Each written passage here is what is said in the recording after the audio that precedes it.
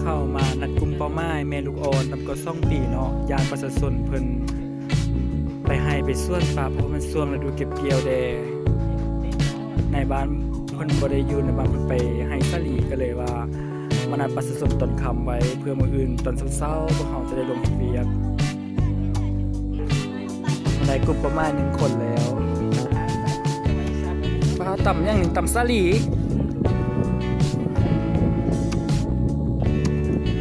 ดึกๆหนาวๆก็ต่ำเนาะป้าเก่งแท้ว้าบ้านนี้ทั้งผู้หนาวนะทั้งผู้สมทะเลาะซอกบูบาเฮือนลั่งต่อไปบ่ฮู้ว่าลั่งได้มีแต่บ่ฮู้เนาะเฮาบ่ฮู้เลยว่ามันมืดมาบ้านก็จะบ่มีไฟฟ้าเด้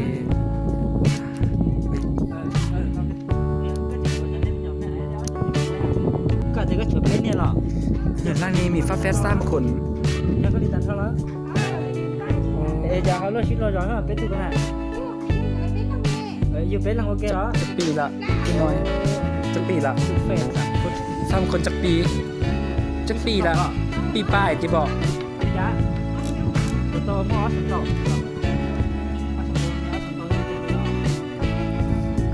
ไปครับผ่านรายการเอาเนาะเขาก็เอาภาพบรรยากาศที่พวกเขาเรียกลงซุมสนเนาะอยู่บ้านห้วยคาง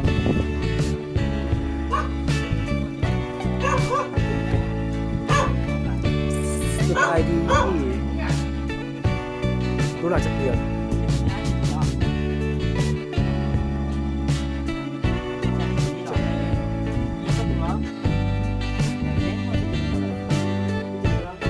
จะปีจะเดือนก่อนไปเดือนโอเคค่ะในกลุ่มประมาณเดือนละมือ8 เดือนเขาได้สร้างครอบครัวแล้วเขาต้องลูกอ่อนลูกหัวเศร้า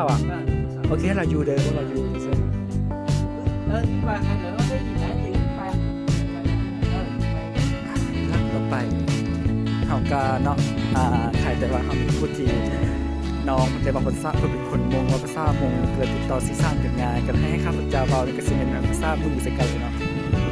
นี่นะกล่องฟืนเป็นล่าง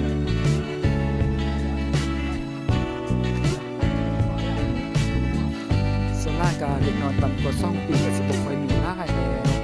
พักง่ายหมดเลยนี่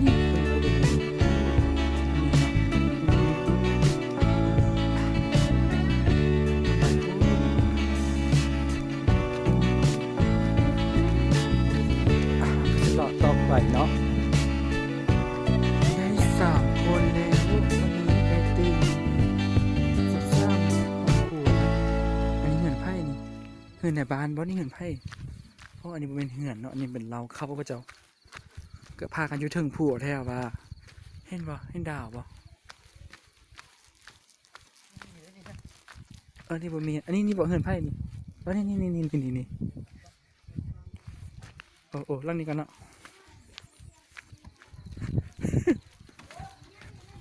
สบายดี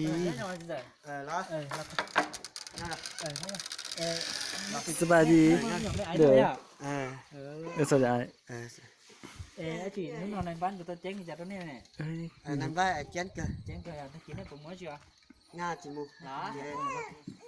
nghe lò li luôn hết à như là สบายดี เราลีเจอได้จะเจอแล้วอุปต่อยนี่เนี่ยบ้าน เพิ่นจับมือแต่มัน บอกอะไรอ่ะเจ๊เป๊ะ นี่ลูกน้อยจักคน nghe ăn sao ไปจอดแล้วไปชิ้นนี่คือแกเท่าต้นจนได้รู้จักนะ มื้ออื่นเจ้าสิไปให้บ่ nên nên nhau luôn hết hả มื้ออื่นนี่นะ บนด่า บ่ไปอยู่กับเมียเด้อพวกเขาจะมาล่มน้ำ tổ to là เสียดายเนาะบ่ได้เอาเครื่องเด็กน้อยมาเนาะงานว่าฟ้าวมาเด้แล้วก็มือเพิ่นแจงการให้มาก็ปุ๊บปั๊บ2-3 มื้อก็เลยมาบ่ได้เตรียมเครื่องซ้ำหน้าเขาจะบ่มีหลายคนบ่มีเครื่องนุ่งนอกเสื้อหนาวเนาะถึงผ้าเสื้อแขนสั้นหมดเขายังกระเจ้า ไก่ตลาดดิ เจ้าก็บ่นุ่งเสื้อแขนยาว บ้านอากาศธรรมชาติ โอ้หน้าสด นี่น้องกินได้ สบายดี นี่เนาะนี่จุดช่วยนิ่มอย่างไก่ที่นั่นจีฟัวไก่ที่นั่น รู้ละจักปี นี่ถึงอย่าง พี่น้อย จีช่องอ่ะชาลี7 เดือน 7 เดือน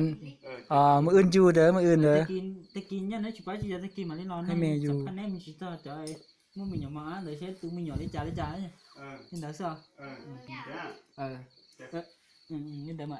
อาชีนี่ตะกะเป กลุ่มป้าไม้เฮาได้แต่6คนถึง10 คนบ่ฮู้ว่าไม่มีอยู่ไส้แดเนาะเพราะว่าส่วนหลายเด็กน้อยบ่มีแล้วคันบ่มีจะได้ไปซ้อบ้านอันไกลๆข้างๆนี่แหละอันนี้ก็บ่มีเนาะอันนี้เนาะมีเนาะแล้วนี่ก็บ่มีแล้วนี่กินข้าวนี่เปิดประตูแล้วมาแล้วแม่ล่างเปิดประตูเลยมีบ่แล้วนี่กินข้าวนึงนี่ เขาถามแล้วเรือยังบ่ได้ ยังไม่ท่ามเทื่อ ยังไม่ท่ามเทื่อเห็นบ่ไปท่าทีนี้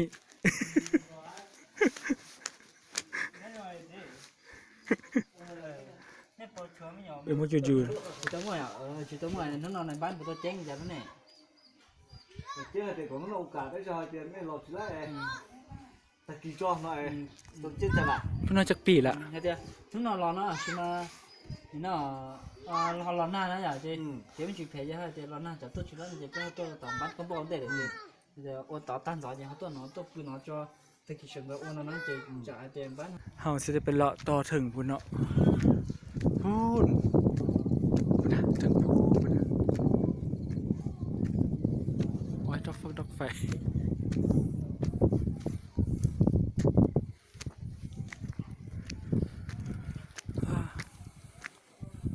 เบิ่ง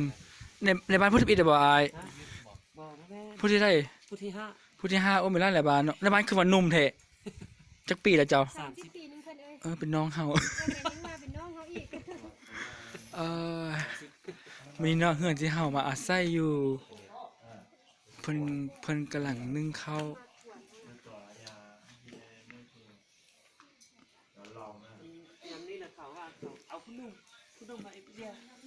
แม่เพิ่นนึ่งข้าวหั่นนี่